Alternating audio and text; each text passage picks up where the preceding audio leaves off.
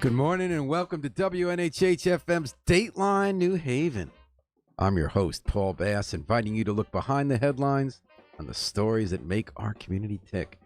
Dennis Serfilippi is looking to make New Haven tick. He's running for a seat on the Board of Alders in Ward 25, that's Westville. It's one of the few competitive races coming up on November 5th. He's here in the WNHH studio to tell us why. Thanks for coming in, Dennis Serfilippi. Thank you for having me. And thanks to Yellow Haven Hospital for providing support for today's program. So, Dennis, why are you running for the Board of Alders? 30 seats, you'd be one of 30 people. You'd be giving up your nights for long meetings that can get kind of frustrating. You get you don't really get paid. You get, I guess, $3,000 to like pay for mailers and stuff. What's this all about? Why are you running? I'm thinking that for a long time I didn't feel as though a lot of people, in my position as a homeowner, longtime resident of the city, had a voice. Mm-hmm. And I wasn't happy with the direction in which I saw the city going, or really not moving. And, I'd log on, I'd comment on the New Haven Independent, I'd complain, I'd go to board meetings, I'd go to budget hearings, I'd complain, I'd ask questions, nobody would answer the questions. And then I realized after about a year that wasn't really going to work. And so I decided to, really step up and run. And, a few alders, they haven't come out publicly, so I don't want to name them, but a few alders had reached out to me and asked me if I would consider running. And we sat down, we talked about the job, the role, the kind of impact you could make, the time commitment that's involved. And I decided, rather than just sit back and complain, to get out, speak with people, and see if I can't get involved more directly. And you're running as an independent, which means you had to petition your way on the ballot. Ward 25, highest voting ward in the city, has a history of electing non-democratic alders, though it's not a recent history, although for people my age it is. I would say since the 70s through Ina Silverman becoming the alder in the early 2000s, they sent Rosalind Berman, John Einhorn, and then Nancy Ahern. For more than 20 years, maybe more like 30, they sent Republican alders while they were running for Democrats and liberals for other offices. How's it going? Are you still finding that, or has the ward really changed in recent years where, given the polarization in our country, liberals and moderates will no longer vote for a Republican or an independent in New Haven against a true liberal Democrat? Right.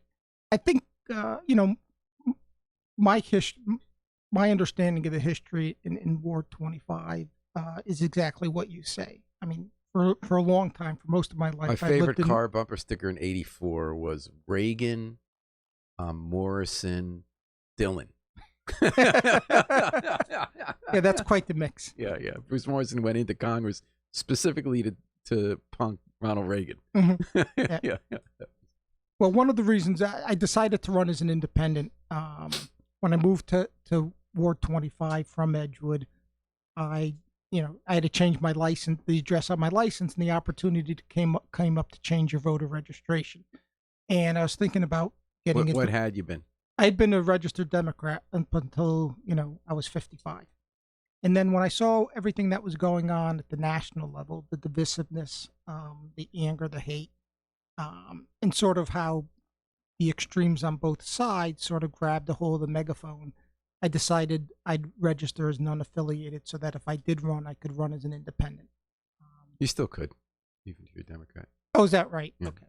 So I'm a political newcomer. Mm-hmm. How old are you, Dennis?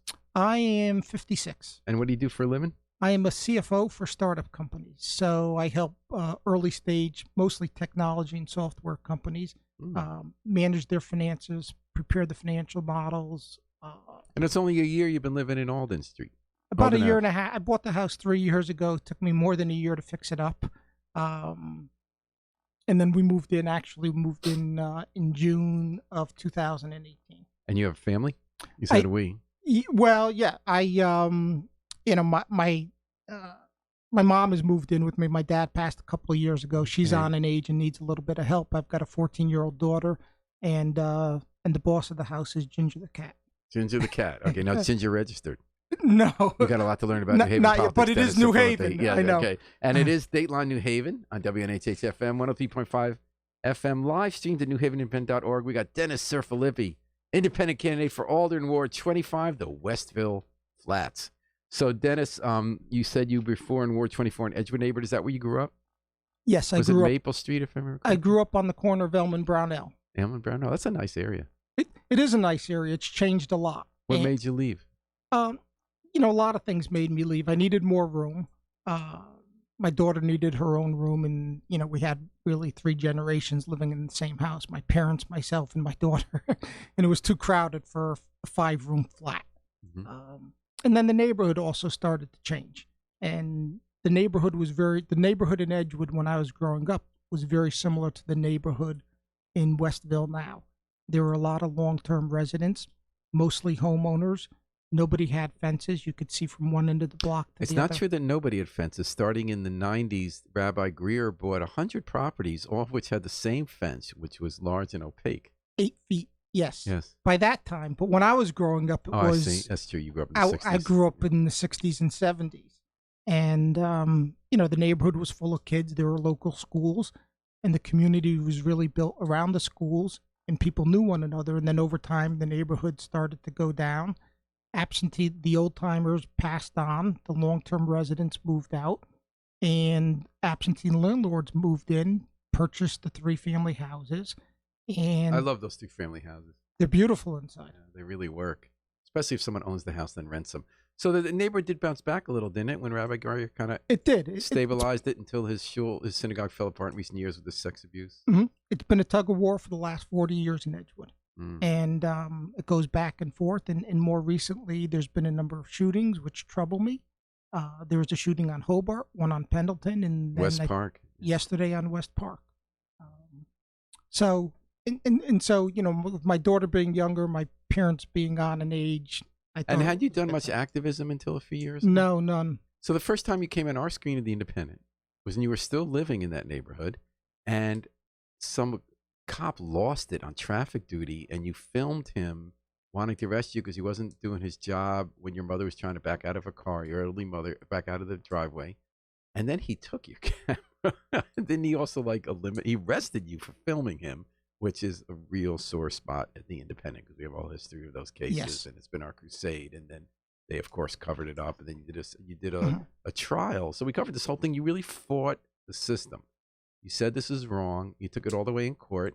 I would argue you mounted a pretty lousy legal case in court. I think you should have won personally, but you lost. Thank you. But you felt okay about it. I remember you felt like you were heard. I did. Actually, the reason why I pursued it as much as I did is because I was arrested and charged with a felony.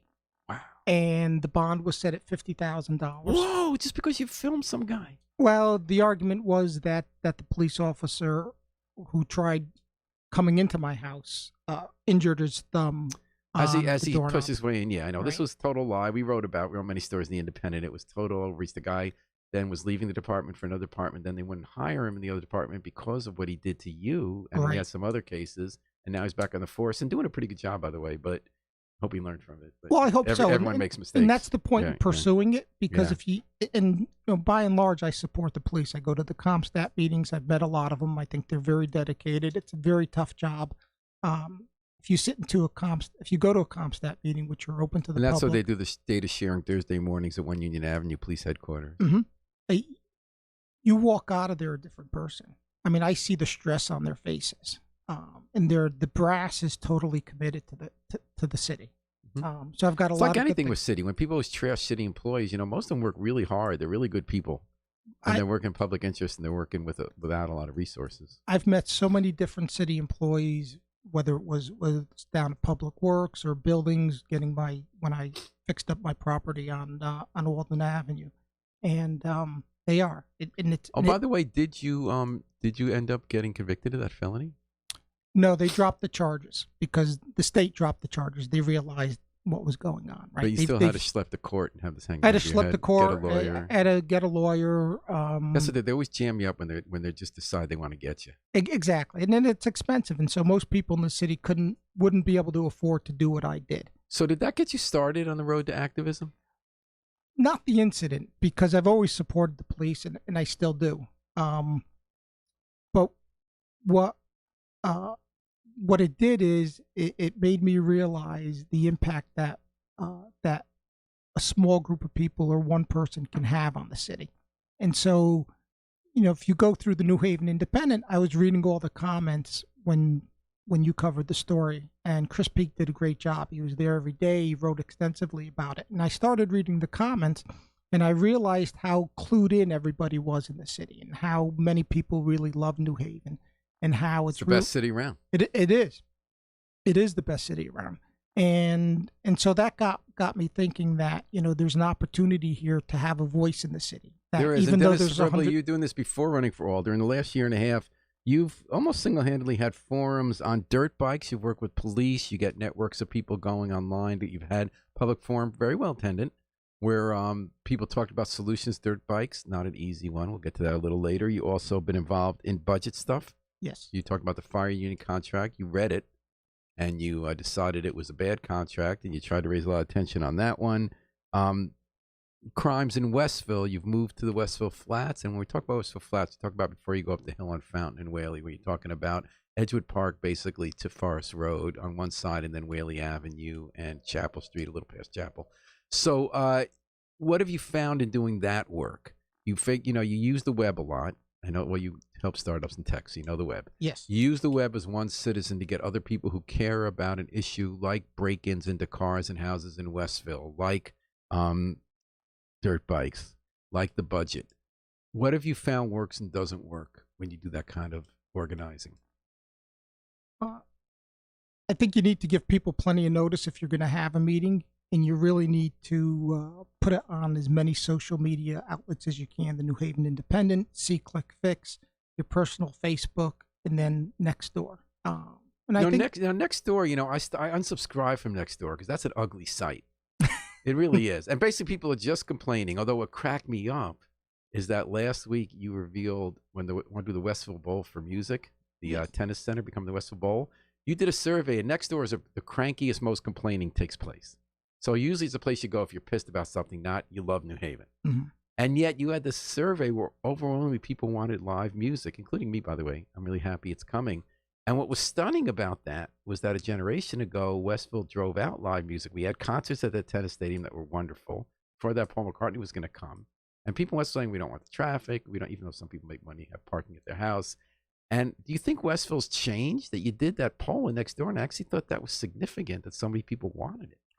I think so. I was surprised also because somebody had raised the issue, and I said, well, let's do a poll. Let's see what people think. I think 100 people voted, and overwhelmingly people said, let's bring some music. On a forum where it's more likely to get the negative than the positive. Yes.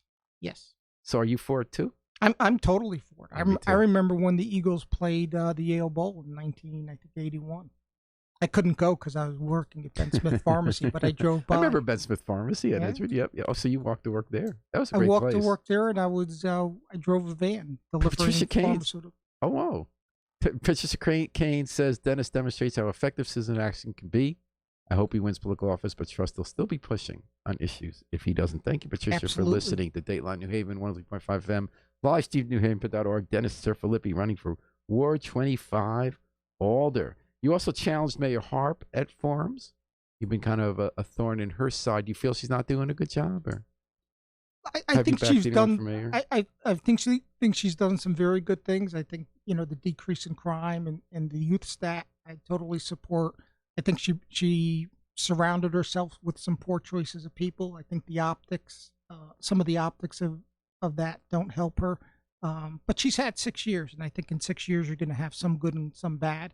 And it's hard to really determine where the things that are happening that are positive in New Haven, such as the low crime rate and the development, and the low unemployment rate, are a function of the mayor's office versus national.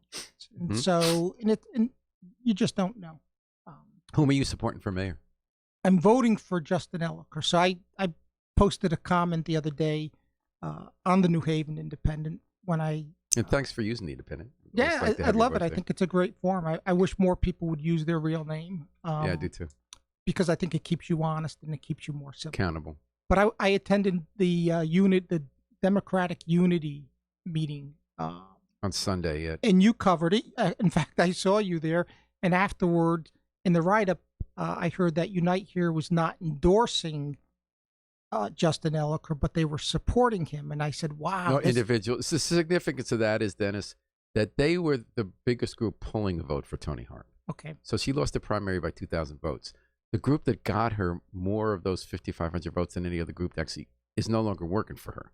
Yes. So that's what's significant. So Justin Elicker put together his own team. So his challenge is to get them revved up. Yes. But she now has to begin making up the votes that she already got before she takes them on to try to beat them. That's the significance. Yes. And so, there's a lot of semantics involved in there. So when you ask me, who am I supporting, and I'm saying, rather than use this term or that term, I'll come right out and say, I'm voting for I think he's the best candidate in this race.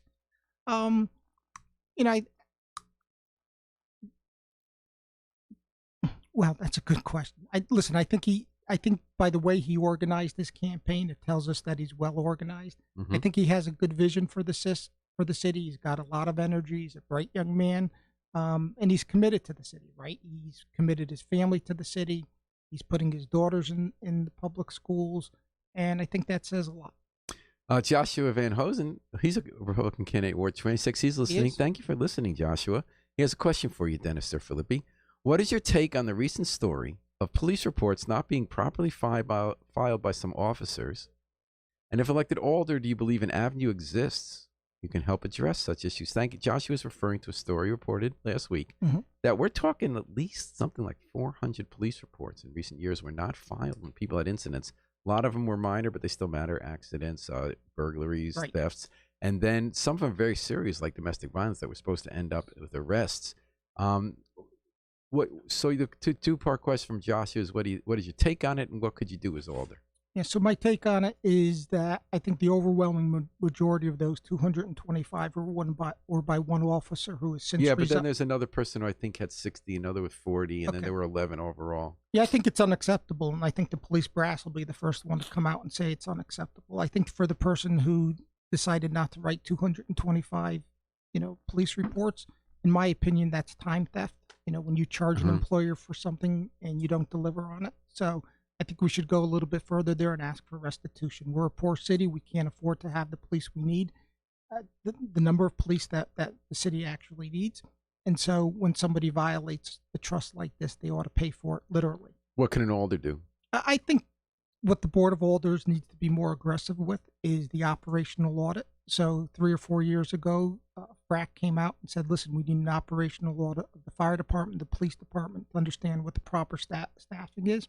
And what is an operational audit? An operational audit is basically to go through and see exactly what people are doing and how they're doing it, right? To see if there's any efficiencies in the way things can be done.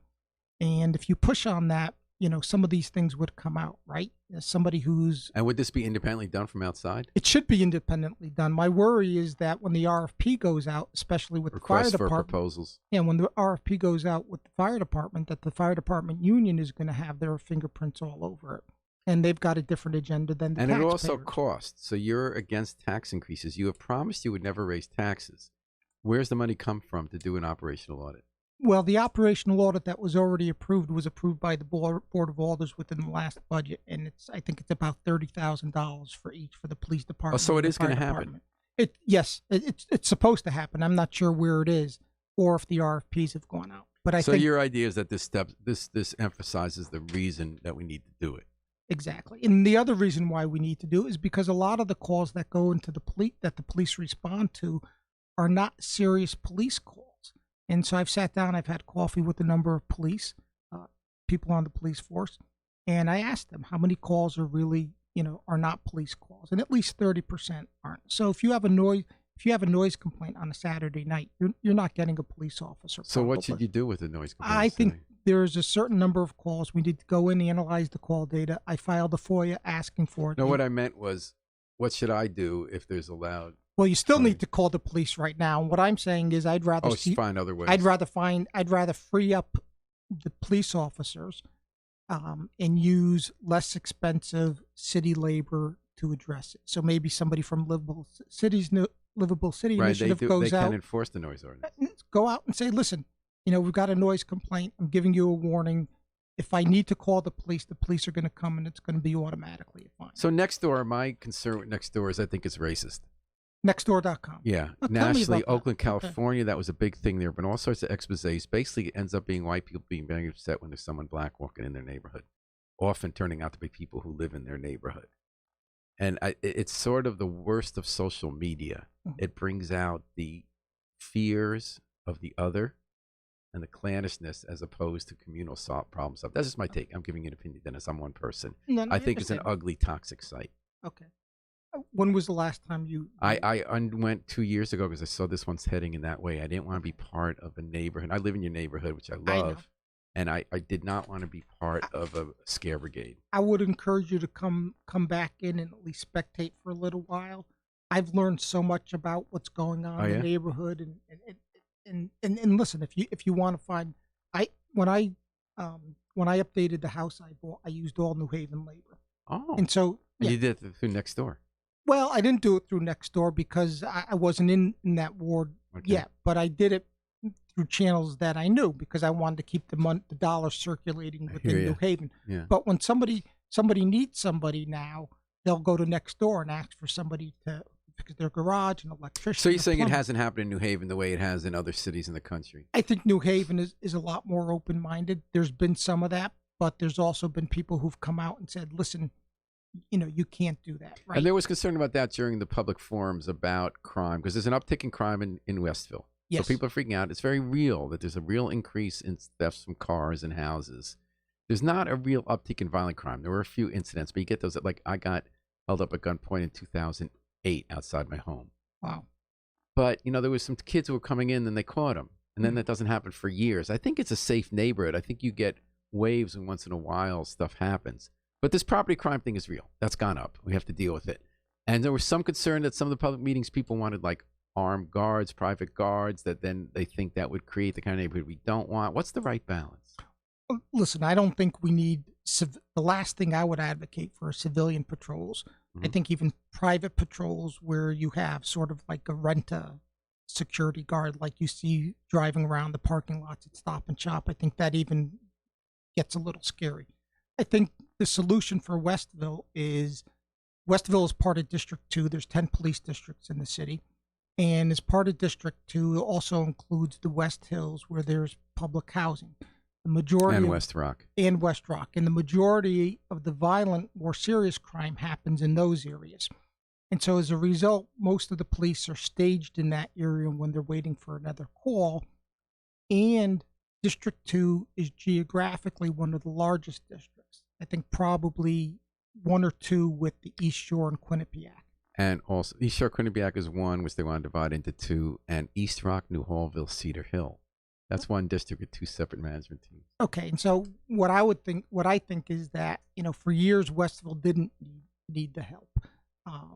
But now we do, and what I'd like to see is to split the district split the district into two, keep the substation on Valley Street, add one within the neighborhood in Lower Westville, so that we get the resources that the community now needs. So Lieutenant Rosedale is negotiating to do that. It's not a separate substation. She's having hangouts. She's getting some space in Beth El Kesser Israel Synagogue and in West Hills, because West Hills is different from West Rock. There's a huge rock between those two. Yes. So she's getting a space there as well where cops will file reports, hang out, be visible, that kind of stuff. Yeah, I think it's important. And I think when in the overnight shift, most of the crime is happening between 11 and 3 or 4. I'd like to see those police officers actually patrolling in the area and parked in the area. And I've mentioned this respectfully to Lieutenant Dell. A lot of times, 2 or 3 of them are sitting in the parking lot over by the old Halleck's appliance store, and that's not acceptable. Dennis Serfilippi, running for Alder. He's here on Dateline New Haven, 103.5 FM, live stream newhaven.org. Josh has another question. Thank you, Josh. I understand you attended the FRAC meeting last night. That's the Financial Review Accountability Commission. Board. It's an independent group appointed by City Hall and others that looks at our city finances and how we're doing. Josh asked, do you believe the Board of Alders did proper due diligence before approving the police and fire contracts? And if you do not believe as such, how might you have gone about it differently given the tight voting schedule by law? I think Josh is alluding to the fact that in the police contract, we didn't know how much it was going to cost us. For the fire department, in the committee hearing, we didn't know how much it was going to cost us. Before the vote, we heard about the savings that were going to come from I believe, the health plan, but not the extra costs that were going to come. What was the pensions? And there was an extra cost going to come because families are going to have to pay less for the health plan. Mm-hmm. So what's your answer to Josh? I did attend FRAC last night. Unfortunately, they didn't get to the topics of the pensions. They covered the 5-year plan, which is really probably not worth the paper it's printed on for a lot of different Are there any reasons. tough decisions in the 5-year plan? Do they ever say city government's going to stop doing this, or we're going to find this revenue stream to do that? I read the opening paragraph and put it down because, to me, it just wasn't a real exercise, right? It was more of a political exercise. And now with the new administration, to justify refinancing $160 million. Yeah, I think at to the do time a 5-year they said, plan, well, if we're going to get 5 years of free money that we have to pay more for later, we're going to promise to come up with a plan that by the end of those 5 years we'll have made up the slack. Right, and the 5-year plan was done before the police and fire contracts, and it hasn't been updated. Now they did get health numbers. and pension givebacks in those contracts. That's real. Because we don't want to get rid of people's pensions, and we don't want them not covered by health. We do want to find ways to cut the cost. And I think Adam Marchand, been very involved in healthcare. And that's what he does costs. for a career. Yeah. I think I never reviewed the police contract. I just didn't get around to it. It took me probably 30 hours to go. But we know the basics, that they voted on it without knowing what it would cost. And yes. A few people who stood up and said, I want to know what it costs, were really hooted down saying, don't you care about cops? Well, I didn't attend that one, but I attended the one on the fire department, and I agree. And so, what surprised me is that at the time that the public hearing was held on the fire contract, we didn't know what the pension costs were going to be, or the future OPEB, other post-employment benefits, basically the medical impact on it. And yet, you had 5 or 6 alders on the finance committee saying that they supported the contract. How can you support a contract when you have no idea? You can say you support the fire department. You can have 300 firefighters in the room. But don't come and say that. Well, I like Josh's question. Oh, it's Financial Review and Audit Commission. That's FRAC. Okay. Thanks, Josh. Tough acronym. But it sounds good. It does. It's like fracking, or freaking outrageous. The role of an alder. So I've watched this over the years. Alders have always felt disrespected, no matter who's the mayor, with getting information in timely fashion to make decisions from the executive branch. Now, alders have more power than they used to because of the role of Unite Here in getting majority that coalesces and exerts its power. And yet, city government is always trying to wait till the last minute or later to give you information that can get in the way of their plans, because nobody likes to be watched over. And they have a million things to do today, so their first priority isn't necessarily to get it to the watchdog. So at times when alders have tried to exert themselves, it's a big fight. So George Perez used to be the president of the board of alders until about, I think, 5 years ago. Mm-hmm. And 4 years ago, he would insist, and he'd get in big fights with the city corporation council and others, saying, you have to respect us. Under the charter, we have to say yes or no, and we're not going to do it unless you give us the information. And there'd be a real sense of outrage, Adam, for holding up big things that have to happen, because you're often facing, like you did this time with like cops who are leaving the department, that there's always this pressure that you got to be for the big picture, and you're kind of against the big picture if you demand the smaller bits of information that still matter. How, as an alder, can you insist that the executive branch do it? I think you should legislate it. You should turn around and say, listen, if we're going to have a public hearing, any presentations that are going to be used during the presentation need to be submitted to the Board of Alders at least 24 hours ahead of time and made public. But can you say in there, including cost benefit? Yeah, I think you need to, right? I mean, Now, why would you need a law? If by law you can already say no, isn't it a matter of will? well, maybe it is a matter of will. Because sometimes laws fix things. Sometimes laws exist you can use. Sometimes it's a matter of if you exert your control or not. Honestly, I don't. I guess what I don't Josh know is enough. saying, would you buck the current trend of alders and deny budgets out of principle if the data is not available to justify the decision? I would. I'd have no problem saying no. If you can't make, if you don't have the information to make a decision, you shouldn't be making a decision. But I think the other thing that we can do. But sometimes there's a deadline. Like if you don't prove it. So in other words, if you don't vote yes or no on a police contract by a certain date or other municipal contracts, they take effect. Well, we should. That's right. And so we should take a look at all this because there was a very tight turnaround on this. Right. I think it was something like 45 days, and I don't know how the city was able to sign the contract without knowing ahead of time how much it would cost. So they signed the contract, and then they went out and tried to understand what the cost impact was going to be. Called an election year. But exactly. on the other hand, people felt that without the pressure of the election year, we were never going to get that darn contract. Those workers were working for 3 years without one. No, I think it was a shame that for 3 years the police didn't have a contract. All right. For 3 years we heard that we couldn't afford it, and then all of a sudden, the week before the primary, we could afford it. I think the other thing the city needs to do, and the Board of Alders can do, is to establish a policy where all of these public meetings are broadcast live via an app like Facebook Live, and so that people can attend and comment on the sessions. We need like a C-SPAN for New Haven. I mean, I was we do. If you want more people involved and you want transparency, you need something like that. And people watch them. We do them. People watch them. They do. When we do them. And you listen to that on Dateline New Haven, Dennis Serfilippi, Ward 25 candidate. So why are you running against Adam Marchand? He's been in there 8 years, and he's been an Alder who works very hard, goes to a lot of meetings. Why would you want to unseat him? Well, I'll tell you what I've said to every person when I've knocked on doors. I think Adam is a good person. I think he means well. He works hard. He's got a great family. He seems to be a great family guy.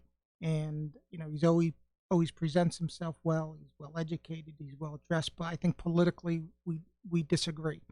And I think the role of the Alder has changed. When I was growing up in Edgewood, my Alder was Liz McCormick. And if you had a problem in the community or had trouble getting something done at City Hall, or you needed to organize the community around a certain topic, you'd reach out to the Alder. I think a lot of that has been outsourced to See-Click-Fix, either efficiently or ineffectively. And what I think is that the role of the Alder is flipped. It used to be that 70% of the focus was on the neighborhood and maybe 30% downtown. And now it's 70% downtown and only 30% on the community. And I think, when you go to the polls, you vote for a mayor, and the mayor's focus ought to be on the city as a whole, and the Alders ought to be more locally focused. And so we've had an uptick in crime in Westville for the last 2 years, 24% uptick in property crime in 2 years. And I haven't seen much in the community in terms of a response. We've had. So you're saying it should go back to the other 70-30? I think it should. I think it's a service position, right? And he's talked about that too, Dennis. I remember when he had an event last time he ran. He said it's really important we have neighborhood stuff we're focusing on. He has his neighborhood office hours, and that we remember we're part of a city, and that we're also caring about the greater good. And Alder, he sits on City Plan Commission, that the Alder really has to look at the big picture stuff as well. Mm-hmm. But you're saying the right formula is 70-30. I think it's something in the neighborhood of 70-30. And our listeners say there's a debate scheduled 10/29. That's Monday the 29th. Tuesday's the 29th. It's a very slow. Ives Library, 6 to 8 between you and Adam. But Adam hasn't agreed to that, has he? I've notified Adam. I gave Adam. I've been trying to get a debate on the calendar for about a month. I reached out to him, heard back. He kept saying he was checking his schedule. So I went ahead and checked the schedule with Mr. Al Lucas. He was very helpful. And Tuesday the 29th is a day that's mostly open on the city calendar. And it's, it's at night, so people who can work can attend. And the main library is all set up with the technical equipment. It could seat up to 75 people. There's what if he says, no, parking. I'll do it some other night? Well, I'll change. If he wants to do it another night, I'll move my schedule to make it happen. Mm-hmm. All right. I wanted to ask you about Unite Here. So Adam works for Unite Here. It's in a union that represents the biggest group of workers in town at Yale. Right. He's got a lot of expertise in healthcare with that he's brought to the city. And when he got elected in 2011, he was part of a group that became a majority on the Board of Alders and has really upped the power of the legislative branch, which had really been a rubber stamp in the past. Mhm. It's very controversial what they do. Some people argue it's so important that labor be involved in politics as a check on power, like corporate power, like Yale. It does a great job grooming future leaders because they have organizing experience. And then other people have not liked that. They feel Unite Here's agenda is too narrow to protect its own contract with Yale and use its political power against Yale at the expense of the city. And then they argue back that the history of community labor alliances like this one benefit everyone because what happens with the largest workforce in town and the biggest corporate entity in town affects everybody. So it's the union that keeps that power in check. Who's right, and how does that fit into your election? Well, I think most of the people who work for the union live outside of the city. Mm-hmm. Right? That's my understanding. But there's still thousands of people There who are. still live in New Haven. Listen, I think the goals from Unite Here are admirable, and I support them. Right? Mhm. I think people ought to be able to afford the housing to live where they work. I think higher pay for harder work, better working conditions, more jobs for people in the city, especially in low-income neighborhoods. I think I'm all for it. I think what people take exception to are a couple of things.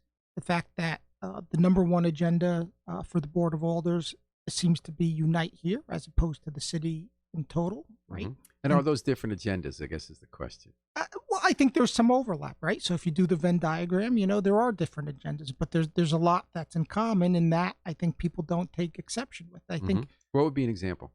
the example, and I think it's really the tactics that Unite Here is using that really upset people, that sort of circumvent the democratic process. Do you mean when they don't tell you what they're like? I remember when they had arguments with Yale over some permits, you didn't find out until the hearing Yes, what the position was. It was never spoken. right. in That's a public. classic example. So, the Pirelli, the old Pirelli building that's now owned by IKEA on Long Wharf has been vacant for years, and that came before the board and I think the zoning commission or the city plan commission, and Adam himself was one who was trying to sort of put the muscle on the owners to make sure that it was a union hotel. Right. Someone wanted to build a hotel, Mhm. and the city.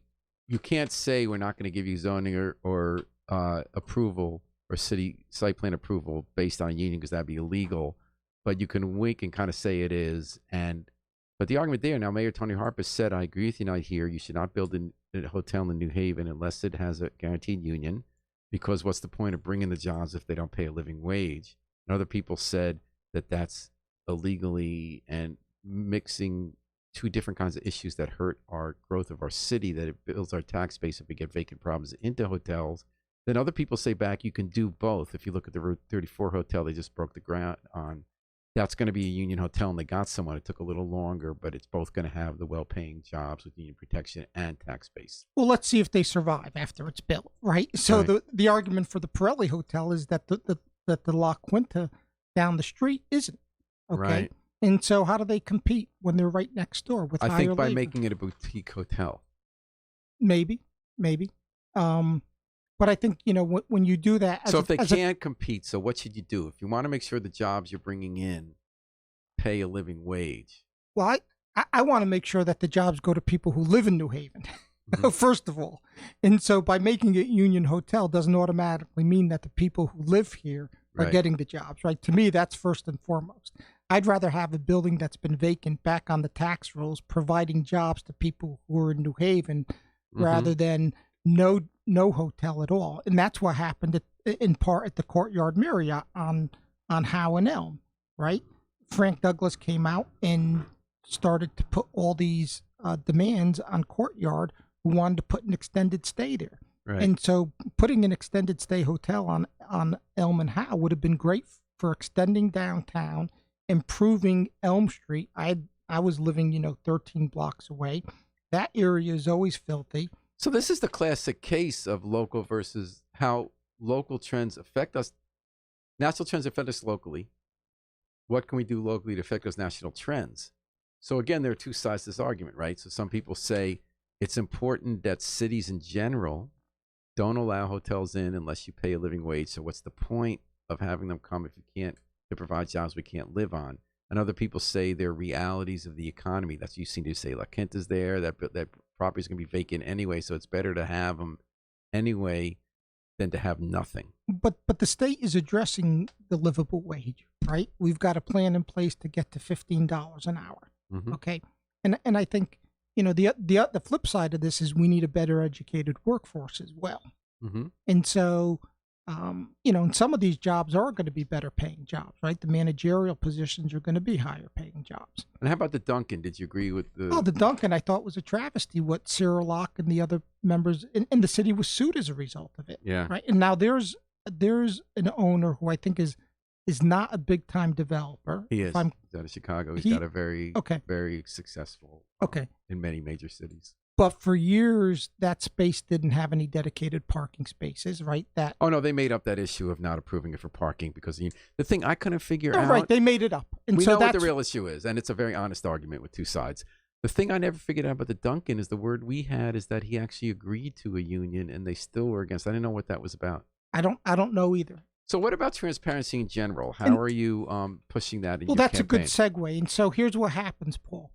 Absent facts, people make their own assumptions. And so these instances that we just talked about with Unite here, this is what's come out in the public, okay? And we don't know what's happening behind the scenes, okay? And so you're left to make assumptions.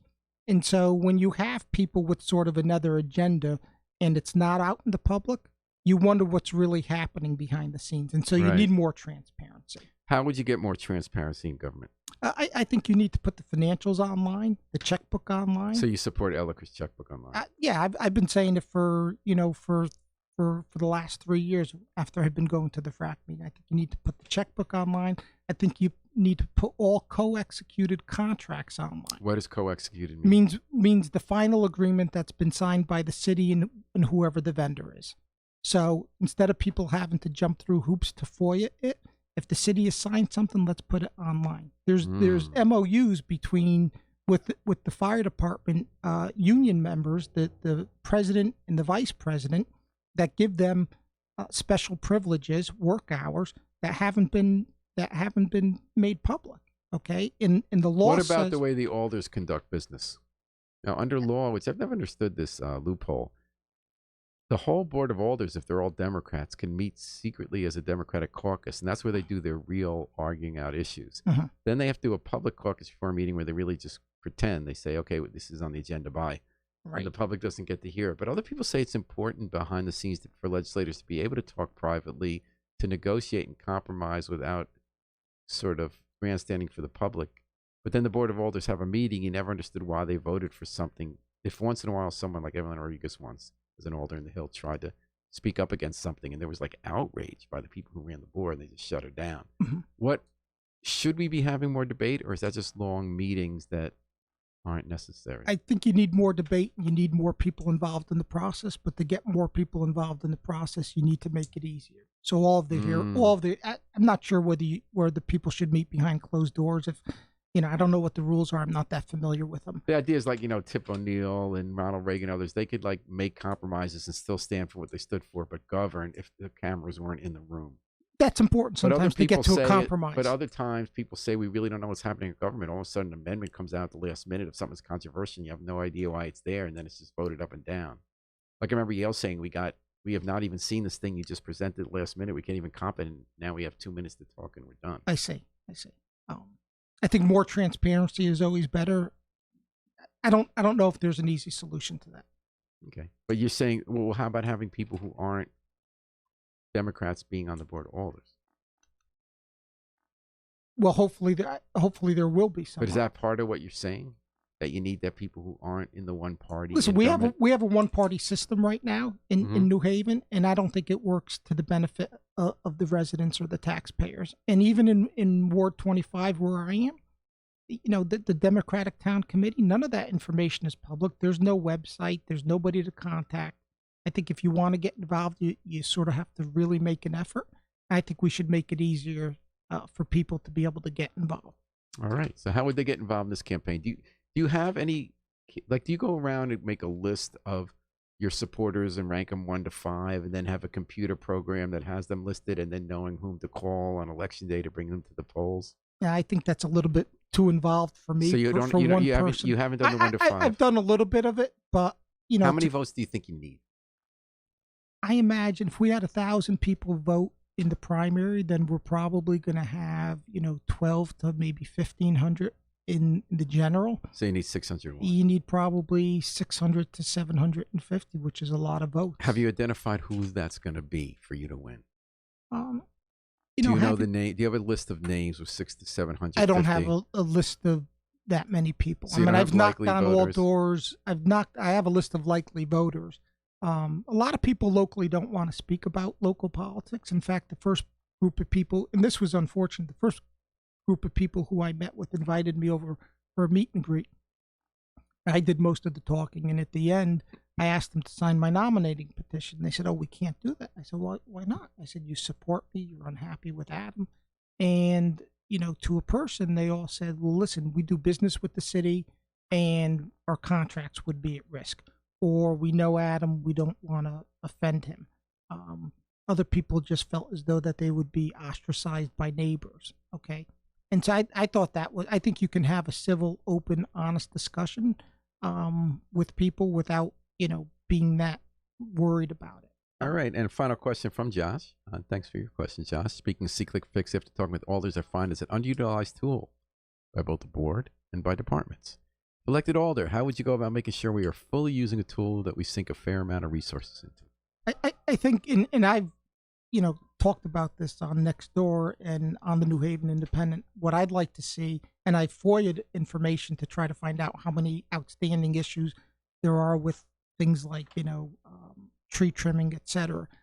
What I'd like to see is the reporting that C-Click Fix provides to department heads. Let's make it public, so that if you're in the queue to get your tree trimmed, whereabouts in the queue you are. All right, well, you've been in the WNHH studio now. A whole episode of Dateline New Haven. Dennis, what a pleasure. It's been a great experience. I can't thank you enough for thank you for so the work much for that coming the New in. Haven Independent does. Whatever happens in November, keep up that activism. Absolutely. The more people involved in New Haven, the better. Absolutely. All right. Thanks so much for joining us, Dennis. Thank you for everyone who's posting comments and listening in and checking in. Thanks to Yale New Haven Hospital for providing support for today's program. And thanks to today's guest, Dennis Serfilippi, and the miracle man behind the controls, WNHH station manager Harry Droz. We're going to take it out with the Afro-Semitic Experience performing I Wish I Knew How It Would Feel to Be Free from the group CD, A Plea for Peace. This is Paul Bass inviting you to fly free with us all day and all night long at WNHH, New Haven's home for community radio.